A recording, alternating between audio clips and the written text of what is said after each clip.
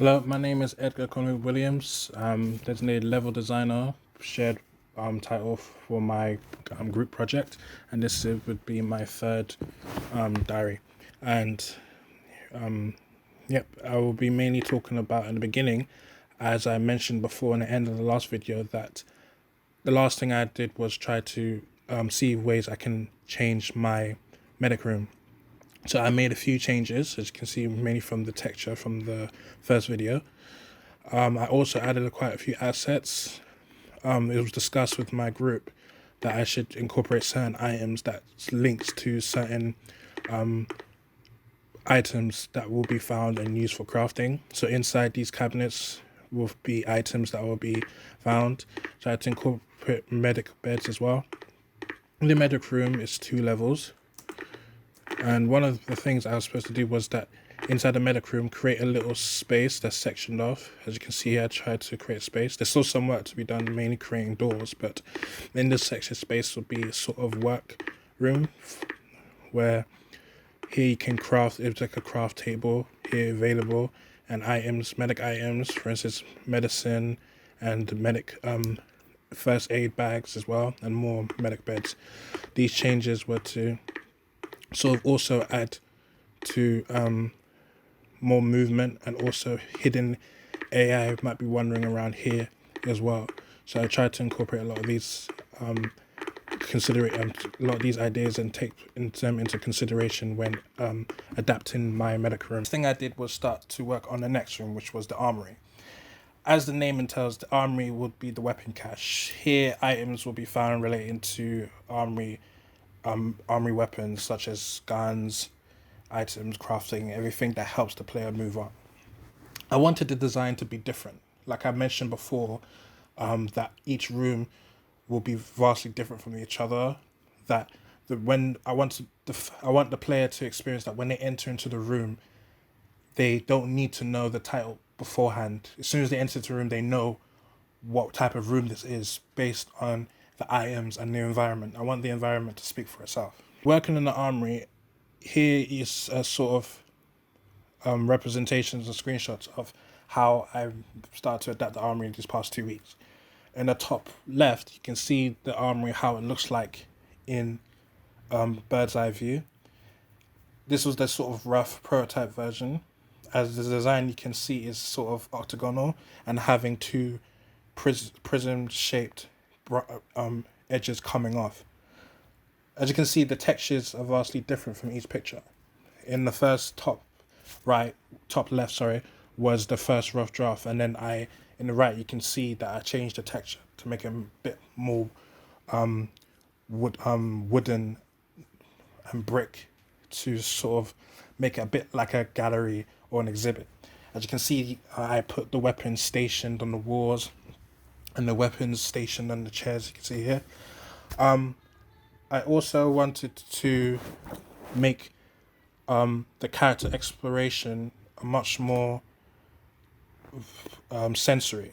That there'll be little indications where I'd make the room somewhere brighter here and there. As you can see in the bottom right, that one of the crevices branching off has a bit brighter, indicating to a weapon. It's quite missable if the player doesn't take their time to explore, but just from seeing a bright light in the corner of the eye, they'll be able to catch just a hint, and then from there find an important weapon and item. For instance, that item, as you can see there on the bottom right, is a weapon generator that's unique to this room in the armory. It was Katen Zimmerman who said that using audio and video, it's not just a means for background, but they can also be very important game mechanics. So I wanted to use visuals and indications to direct the player where to go. I felt like this would be not simply just giving them the answer, but also makes them feel that their exploration is rewarded. And on the bottom left is basically how it looks like from the back. That you can tell it has a different, unique design. Here this is one of the iterations that I incorporated around the end of the weeks to the armory. Mainly texture. I tried to make it the texture and everything more metallic and more clean than just brick and wood, because in the end of the day this is a spaceship, so I wanted to incorporate that as much as possible. So the main changes were just to the textures of this room. I mentioned before in the other video that Mass Effect was a source of inspiration, but it was not just a source of inspiration for the other room but also for the armory as well. As you can see, the design of the Mass Effect is similar to the prism shape. That's where I got mainly the idea that, as you can see in the corners here, the access to a room is shaped like a prism. That's mainly where I got the idea for the design of the Mass Effect game. As you can see here, the prism shape. These are the main sources of my inspiration.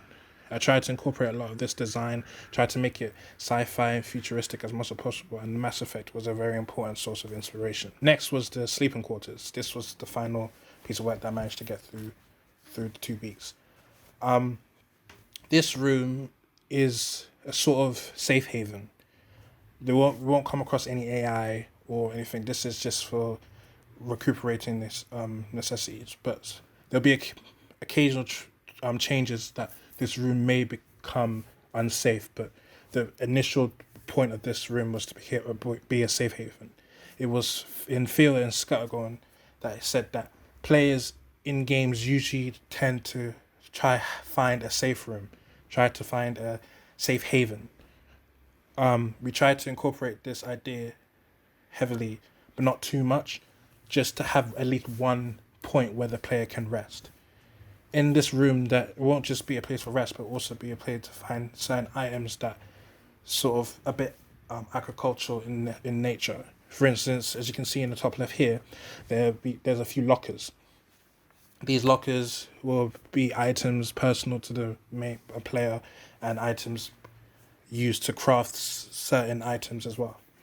And my design is that in each room, as you can see here on the right, be access to a bedroom for the crew members, a TV, bed, lamp, heater, everything that sort of represents a normal room. As you can see, this is just a close-up view of what I was talking about earlier. As you can see, this is an example of a room in the sleeping room. I still have some things to do in terms of changing texture, but it might not be necessary to change, but it's still a debate whether we'll change the textures of the room. But as you can see here, try to make it as comfortable as possible. Lastly was the engine room. This was one of the simplest rooms to make. It's not much in content, so it was mainly just filling out some items that were necessary, and also accessories that sort of, like I mentioned before, I want each room to sort of embody and define itself. So for an engine room, I just added simple pipes and things that are interconnected to each other through the walls.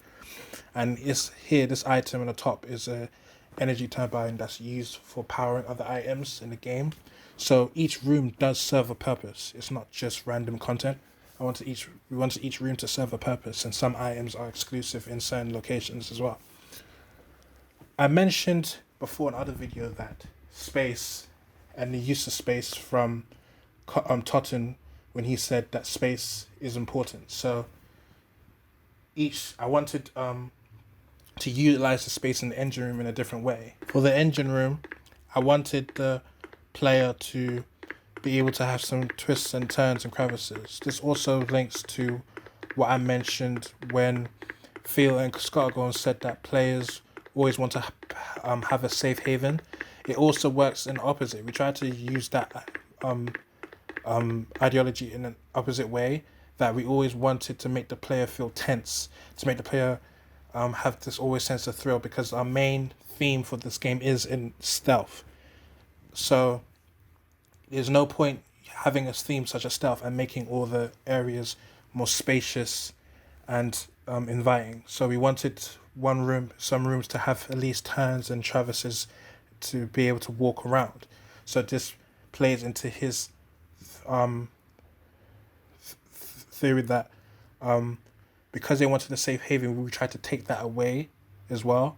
So make players feel anxious, make them wonder what's on the other side of the corner. And we can't do that if the whole area is bare and open. And that's my end of my diary.